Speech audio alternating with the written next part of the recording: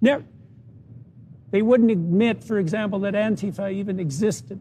Sure. You know, and so there's this unbelievable blind spot with regards to the far left radicals, and the moderate Democrats are, I think they're useful idiots fundamentally. So yeah, well, I mean, going back to so-called gender-affirming care, which is a terrible euphemism.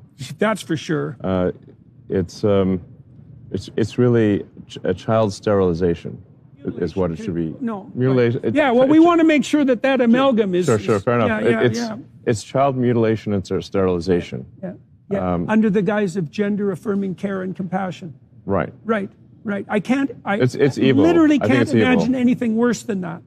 Yes, it's evil. I mean, you're taking kids who are obviously often far below the age of consent. Yep. Confused, miserable. Yes.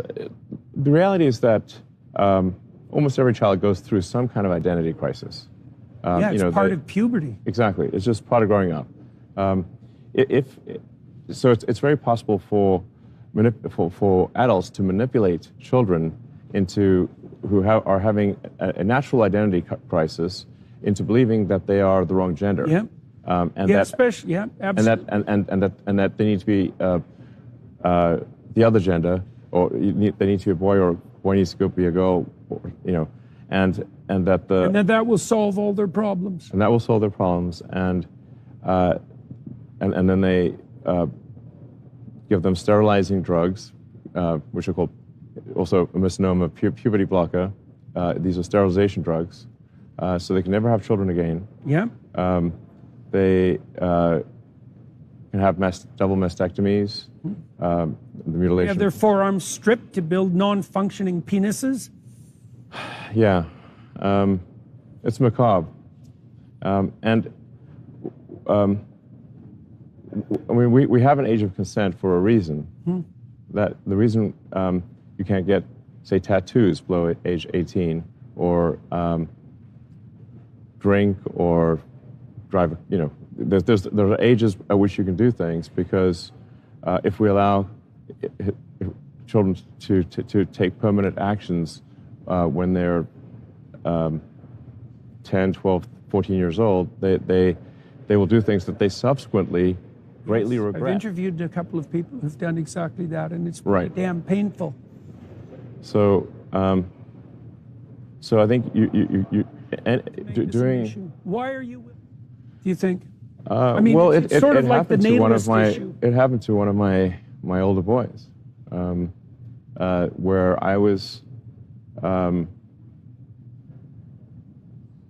essentially tricked into signing documents for one of my older boys, Xavier. This is before I had really any understanding of what was going on, and we had COVID going on, and so there was a lot of confusion. I was told, Xavier might commit suicide if he did. That was no reliable clinician ever believed that. There was never any evidence for that. And also, if there's a higher suicide rate, the reason is because of the underlying depression and anxiety, and not because of the gender dysphoria. And every goddamn clinician knows that too. And they're too cowardly to come out and say it. Right? And so and then we end up in exactly, when I saw that lie start to propagate, it just made the hair on the back of my neck stand up. It's like, I see. So you're telling parents that unless they agree to this radical transformation, that their children are going to die, and you think that's moral, and you think that's true. That is so pathological that it's almost incomprehensible. I can't imagine anything worse. I can't imagine a therapist doing anything worse than that, or sitting by idly and remaining silent while his colleagues are doing it. It's pathetic.